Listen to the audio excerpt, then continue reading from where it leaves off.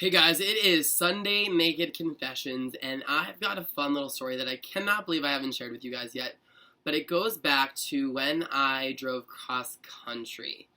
Now, the whole premise of driving cross country was not planned, it was not fun, it was kind of a really sad situation with my family, but like all things, I try to find the positive, and this story definitely has a funny, antidote or a funny situation that occurred that kind of just was like, this is life, this is what happens, and I don't know, I just feel like you'll enjoy the story. So, like I said, I drove cross country from Long Island to California, and it was me, a 16-foot U-Haul, and a 90-pound yellow lab that was one of my family's dogs that I decided to take in the move because there was really nothing else to do with him, and I thought it was unfair of us to throw him on someone else. So my whole plan was just get the U-Haul, pack it up with whatever I wanted, and that would be the end of essentially our family life, which again was not a happy story, but it's what was happening and I had to deal with it. So I packed up the U-Haul, took my BlackBerry, because at the time it was still like BlackBerries were popular, and programmed Mount Rushmore into my phone and just started driving. And it was literally like a full U-Haul. The seat next to me I tried to make so that my dog Ricky would be comfortable to sit on, but he was like a little special in the fact that he just couldn't get it. And certain things he did with like a tick, like he had a really hard time transitioning between different floor surfaces, like carpet to wood or wood to tile. I mean, you get the idea. Like, it was just him being a crazy dog, and when he would shit, he would spin really fast. Again, it's a lot of information, but it goes with the story. So we're driving, and I'm thinking about everything that just happened in my life, because this was when my family found out my dad was cheating on my mom. And as anyone who's been in this situation, or anyone who can understand, it's a hard thing to find out. This is not something that you plan on. This is not something that you expect. This is kind of like one of those devastating moments in life where you're like, wow, shit sucks and I have to deal with it. So I did.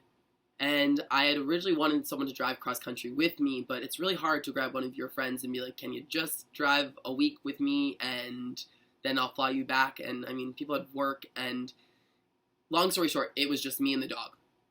So we're driving, and I'm listening to music, and I'm just thinking. I am so in my own head about everything that had just happened, and I was just driving, like looking at the road in front of me, kind of zoning, into the street and just not doing anything else, but kind of trying to take the surroundings, and seeing what was around me, because it was a beautiful drive, and America is beautiful. But 6 hours into the ride, all of a sudden I see Ricky start shuffling. And I'm like, Ricky, what did you do? And then it starts to smell, and I'm like, Ricky, did you fart? And as I go to look down, Ricky is scurrying because he's trying to get away from his own shit, because the poor thing had shit in the U-Haul. And I'm like, oh my god, what do I do? I have to pull over, but there's nowhere to pull over, so I'm on the highway, so I'm driving with one hand. It's like a wind down window, so I'm trying to wind the window down, and he's trying to get away from his own crap. And I reach for a plastic bag, and I literally have to scoop up the shit from the plastic bag. I take it, and as I'm driving, I don't know what else to do. I know this isn't right, but no one was behind me. I threw the bag with the shit out the window and just screamed, shit bag. And it doesn't get more ridiculous than this. Then to top it off, he was on a towel in case something like this had happened. And so I take the towel and just threw it out the window, and it is the most ironic, metaphorical scene that I can remember, where the towel just kind of flapped away in the wind full of shit, and I was just like, oh my god, Ricky, what are we gonna do? So then I'm like, I have to find the first exit, and I get to the first exit. It's in the middle of nowhere in Pennsylvania, and Pennsylvania has some beautiful, very developed areas, and then there's also some very rural spots, and this was one of those kind of spots.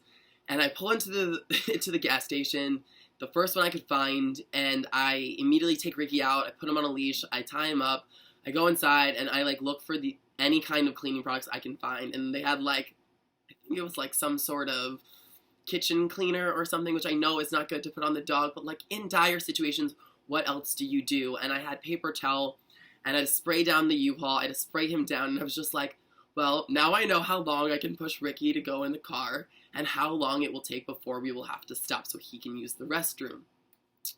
And I cleaned him up. I cleaned up the U-Haul, and I was like, I have to figure out where I'm stopping because I literally didn't have any, like, destinations besides Mount Rushmore. And then I was like, light bulb. Who do I know that's on this journey? So I was like, my best friend, Melissa, literally my first friend in the world, is in Ohio. I should make a pit stop to her. And so I call her up. I'm like, Melissa, I'm driving cross country. Can I come over? And she's like, of course.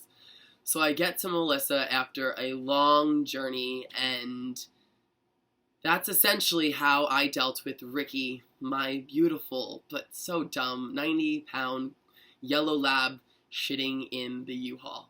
I feel like I've told this story a little bit funnier, but it's just one of those things where every time you tell it, you're like, I can't believe the damn dog shit in the car. And then to top it off, the poor guy was so embarrassed that he didn't go to the bathroom for 3 days. And bless his sweet little heart, he just was a special kind of dog. And he's still alive, but I no longer have him. He's back with my father, which for better or for worse is fine. And that's my fun, steady, naked confession. I wanted to make this one fun and lighthearted, because I feel I've been a little bit serious, but again, it's what we're doing, it's what we're here about. If you like this video, then please give it a big thumbs up. Funny stories are funny, and they're fun to share, and like, you guys, it's a metaphor. Shit will happen, you gotta just keep driving. Oh, Ricky. If you haven't subscribed, I don't know what you're waiting for, I know what you're doing, but just click that little button up there, let you know when a new video is up and ready to go. And again, it's just a reminder for fun, lighthearted, full, inspirational videos like this one. And last but not least, if you have a question or a comment or want to share one of your crazy road tripping stories, then please leave it in the comment section below. I will get back to you guys with the rest of this road trip. I think that's going to be a part of my book for sure. It's definitely one of those life moments that was like very Eat, Pray, Love, where I just drove cross country, a boy and his dog in a U-Haul, very all-American. And it was a 9-day journey of a lot of driving, seeing parts of America I had not seen, and understanding that, like, life is okay. So that's it for today, you guys. Much love. Over and out. Bye, guys.